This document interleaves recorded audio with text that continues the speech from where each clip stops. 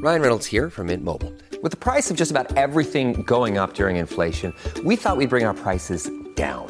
So to help us, we brought in a reverse auctioneer, which is apparently a thing. Mint Mobile Unlimited Premium Wireless. How to get 30, 30, bit to get 30, bit to get 20, 20, 20, bit to get 20, 20, bit to get 15, 15, 15, 15, just $15 a month? Sold! Give it a try at mintmobile.com/switch. $45 up front for 3 months plus taxes and fees. Promo rate for new customers for limited time. Unlimited more than 40 gigabytes per month. Slows full terms at mintmobile.com.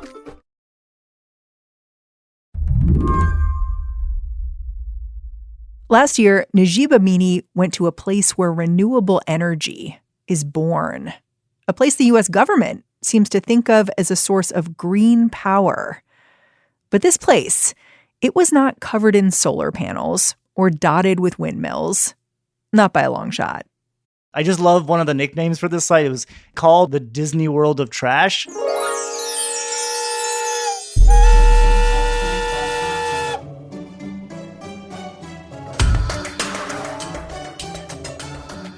So, did they give you mouse ears? I guess it would be rat ears, really. Didn't have mouse ears, but did walk around with a yellow construction hat type of thing. This Disneyland of trash is in Palm Beach County, Florida. 10 stories of trash sorting and eventual trash burning.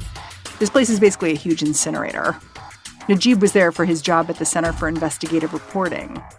It starts with, these dump trucks that are just reversing back into this giant pit. It's this huge cavernous pit.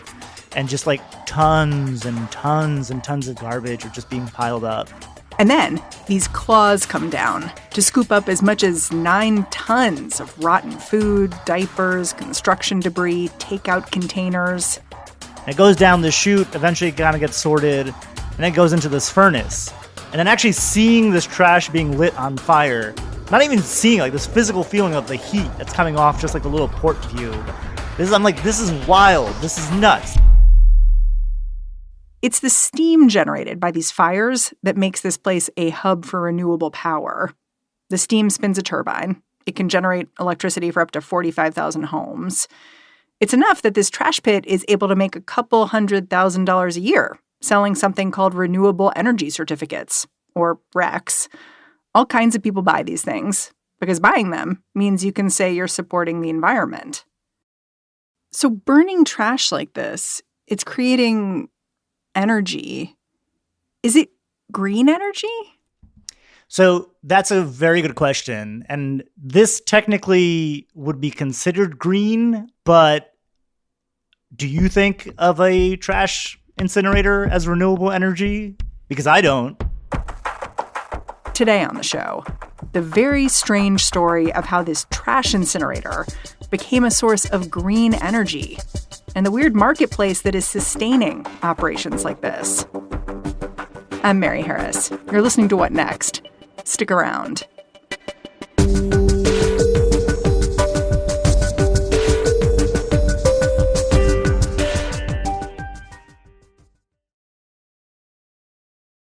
Get out of the trenches of tedious tasks like managing order fulfillment and start growing your business with ShipStation. They'll help increase profitability by automating your workflow with their simple, easy-to-use dashboard. With it, you can pretty much do everything you need to quickly and easily. Update order information, print labels, compare rates, optimize shipments, and even set up automatic delivery notifications. And it doesn't matter where you sell. Amazon, Etsy, eBay, Shopify, ShipStation can integrate pretty much anywhere online. Another great thing about ShipStation? They can help reduce costs with industry-leading discounted rates from some of the biggest mail carriers. You might even be able to get up to 89% off USPS and UPS rates. So, make this year your most profitable one yet. Sign up for your free 30-day trial at ShipStation.com and use the code Spotify. That's ShipStation.com with the code Spotify. There's a big difference between talking and reporting, especially right now with a fire hose worth of news coming your way. You know what helps? Having reporters in the field. I'm Brad Milkey from ABC News, and that's what we've got on ABC's daily podcast, Start Here. Every morning, Start Here takes you across the country and around the world for a quick, smart look at the stories that matter. It's fast, it's straightforward, and sometimes, gasp, news can even be fun. So let's meet up tomorrow morning. Listen to Start Here wherever you get your podcasts. To understand what's happening at this Palm Beach facility and why it's important, I feel like we have to explain how what happens in Florida is actually impacting everyone else in the U.S., which means explaining how the owners of this trash incinerator have been commodifying what they do, turning burnt trash into something called RECs. That stands for Renewable Energy Certificate. What is a renewable energy certificate? It's basically exactly that. It's just a certificate. It's just like a piece of paper that says, congratulations, you are now the owner of 1 green megawatt hour of electricity. What can you do with that paper? You can't use that certificate or that piece of paper to physically power your apartment or your house. But what you can do is say, hey, I can offset my electricity use with renewable energy. This is complicated, so let me give you an example. Let's say a company in Pennsylvania plugs into the local power grid and uses 30 megawatt hours of electricity a year. That is probably coming primarily from coal, but if that company bought 30 megawatt hours worth of renewable credits from a wind farm in California, they could claim to be a pollution-free business. If that sounds a little suspicious to you, Najib, he doesn't disagree. Right. Like, you can be a business, you can be an individual and say, hey, I'm doing my part. I really care about the environment. I've offset my electricity use. I've bought RECs. And then if the follow-up question is, cool, can I see your solar panels or your windmills or how'd you do it? And be like, oh, let me show you these certificates.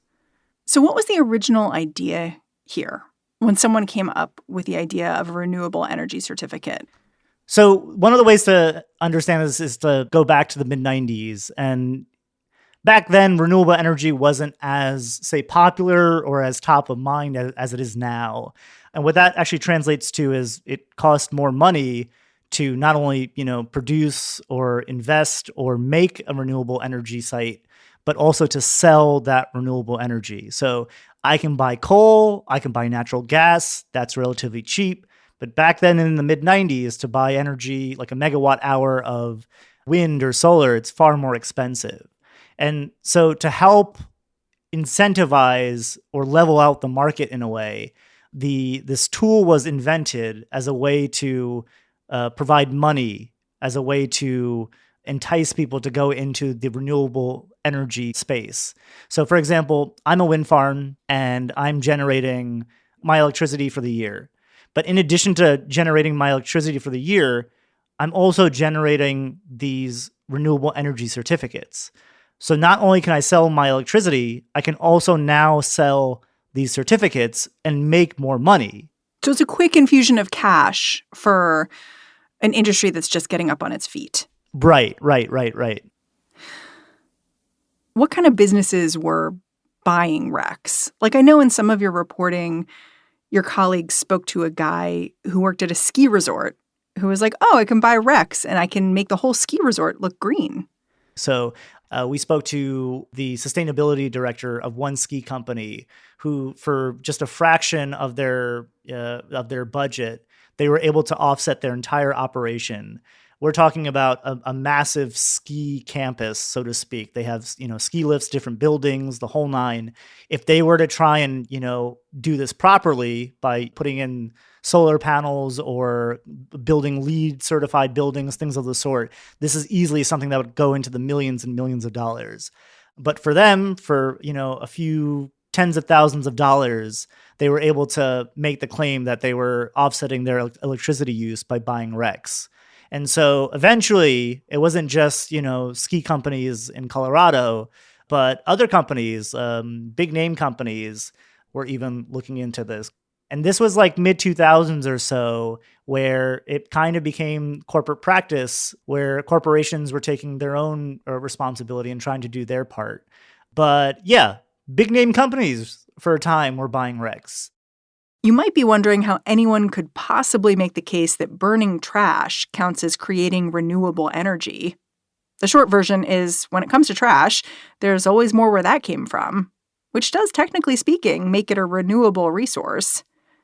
The thing is, facilities like that trash incinerator in Palm Beach, they emit tons of carbon dioxide each year. And officials will argue that the trash they're burning would release more methane if it was sitting in a landfill. But that still doesn't make incinerating it a clean source of energy. Here's the thing, right? You can have that landfill versus incinerator debate. Sure. What makes this incinerator special, though, is this is a site that is emitting greenhouse gases, but also selling renewable energy certificates. So if I'm buying this renewable energy certificate, I basically can make the claim that I'm offsetting my electricity use. I'm doing my part in trying to reach net zero goals or doing my part around climate sustainability. Now, if I'm buying these RECs from this trash site that's still emitting greenhouse gases, how does that add up? Right. Like, I think what you're saying is, like, at best, a REC is wasteful, and that you're sending some money to this, like, solar farm or wind facility where it's like, I guess you're, like, kind of giving them a tip. Like, you're giving them some extra money to be like, go you, you're doing a great thing, and you get to say you're going green or whatever. And that's wasteful. But then there's also these dirtier RECs where it's not just wasteful.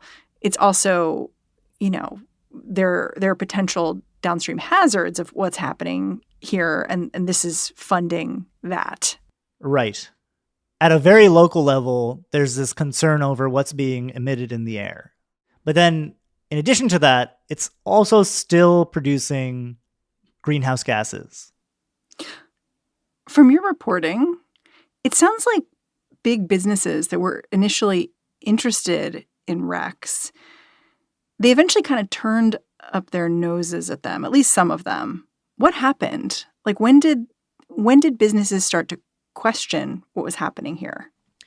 In our reporting, we spoke to Auden Schendler, who was the sustainability director at Aspen Skiing Company. And he was one of the first, or one of the early people to kind of blow the whistle on RECs. I mean, he was in a position where he bought tens of thousands of RECs at his company. He was getting awards from the EPA. Everyone was kind of like patting him on the back. Hey, you did a good job. You're making the company look good. And he's like, but he had this kind of creeping feeling to be like, wait a minute, what did I just do? I don't know if any of this makes sense. I don't know if this is doing what it says it's doing. And he kind of checked the tires. He, you know, spoke to a few people, you know, some of his peers, and realized this is all kind of a sham. Like, what did I just do?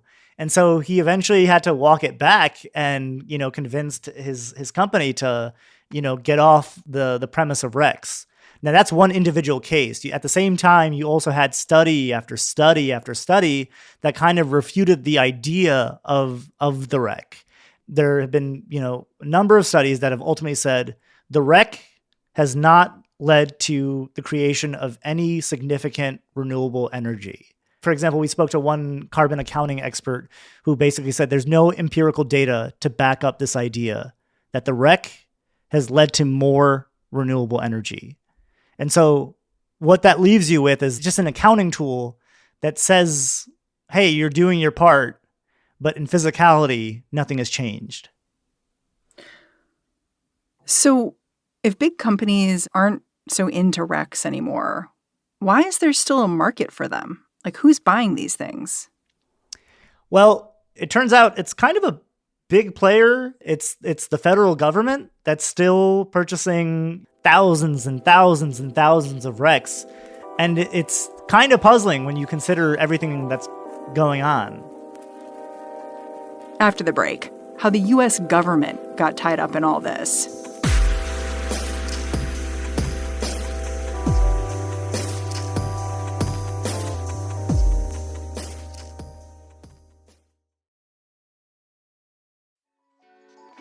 Hey, this is Mary Harris, host of Slate's daily news podcast, What Next? Slate's mission has always been to cut through the noise, boldly and provocatively. This election season and Supreme Court term are no different.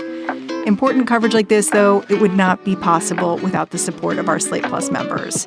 So, I'm going to invite you to join us with a special offer. You can try your first 3 months for only $15. That is $5 a month for your first 3 months of uninterrupted ad-free listening on every Slate podcast, member-exclusive episodes and segments of your favorite shows like Amicus and the Political Gabfest, and unlimited reading on the Slate site. Best of all, you'll be supporting all of Slate's independent journalism and analysis as we make sense of the news like no one else can. Sign up for Slate Plus at slate.com/podcasts plus. Again, that is 3 months for only $15. So sign up now at slate.com/podcast plus.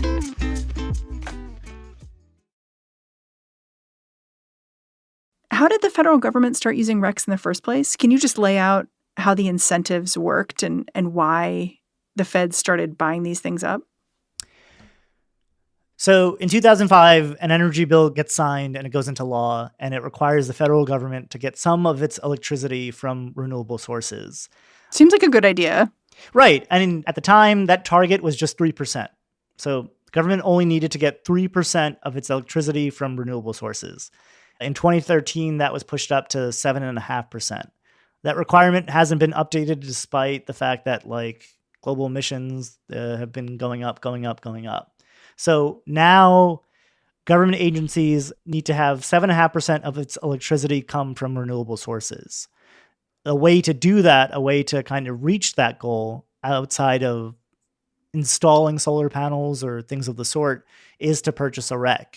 And so government agencies have been purchasing these RECs to sort of meet this requirement. So RECs are the easy way out. It's an easy way out that it seems time and again has been used. And they've said that they've exceeded that target, and they're closer to, I believe, around maybe north of 10% or somewhere around that figure. But tremendous kudos to my reporting partner, Will Evans, who FOIA'd the government and looked through the numbers. And basically, I mean, there's other kind of accounting metrics that go into this as well, where if you install a solar panel on a military base, you can count that twice because it's on federal land. It gets super wonky, but between the double counting and the use of RECs, there's a huge gap between them hitting their target and what they're actually using in terms of renewable energy. And so the most recent numbers show that the government is only using about 3% renewable energy if you take out the double counting and the RECs. Again, that's 3% renewable energy. That's less than half of their target. And while most of the RECs were from wind power, a quarter of them were from stuff like that incinerator. 13% of all renewable energy certificates the government bought in 2022 to look green came from a Florida trash incinerator. That single trash incinerator. Right. Why would they buy from the trash incinerator? Why not just put up the solar panels? Just because it's expensive? You know, there are expensive RECs and there are cheap RECs. It just turns out that why would you buy an expensive REC when you can buy a cheap REC and effectively make the same claim, which is, hey, I'm offsetting my electricity use. I'm doing the renewable thing. I'm doing my part. It's just it's kind of stunning after everything you've said that it's the federal government's still buying these things.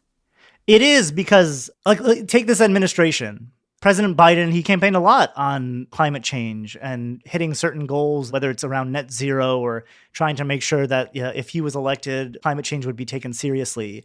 And there's a lot to applaud with the Inflation Reduction Act in terms of what was able to be passed in that bill. But take a step back and remember, we were just talking about that Florida trash incinerator. This is a Florida trash incinerator that is producing greenhouse gases, but is also selling renewable energy certificates. That the federal government is buying. Right. One of the more interesting tidbits that came out of, again, this is a lot of Will Evans, my reporting partner.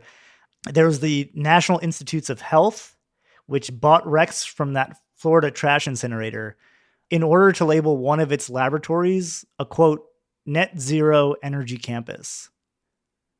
Which again, it's just I just don't get it. And granted, RECs are a small piece of this very large convoluted pie. It's, I don't know. I don't think it's fair to say because they're doing this on RECs, they're missing the mark on everything. But the fact that they are still moving in this direction with RECs is extremely questionable and puzzling and confusing, and at least merits some kind of response or clarification as to why this is still continuing. The fact is, the RECs the federal agencies are buying are cheap. So the government is not spending very much money on RECs in total. But Najib says the budget line is not really the point. The true cost of RECs is the missed opportunity they represent. One way to contextualize this is it's the federal government, right? Single largest property owner in the U.S. So it's a lot of buildings. That's a lot of electricity needed to power those buildings. And we're not just talking in a few states. This is all across the country. And so it's a huge consumer of electricity. But I don't think this is a dollars and cents problem. I think this is a time problem. Agencies are purchasing these RECs to meet a mandate that says we're using X%, we're meeting our renewable energy goals. That's part of a larger effort to try and tackle climate change or reach a net zero goal, at least under this administration. RECs are, if anything, a Band-Aid that isn't even sticking on. It's not even a solution that's working if you go based on studies or what other industry experts have, come out with. And yet the federal government is still purchasing these RECs while going about and saying we're reaching our goals. We're not even reaching, we're exceeding our goals. We're meeting our targets.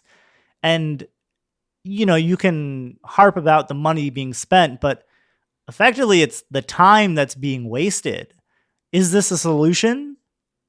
Or is this something that kind of is just a waste of time that is crucial, especially when, you look at that 1.5 degree Celsius mark that, everyone is, has their eyes glued to.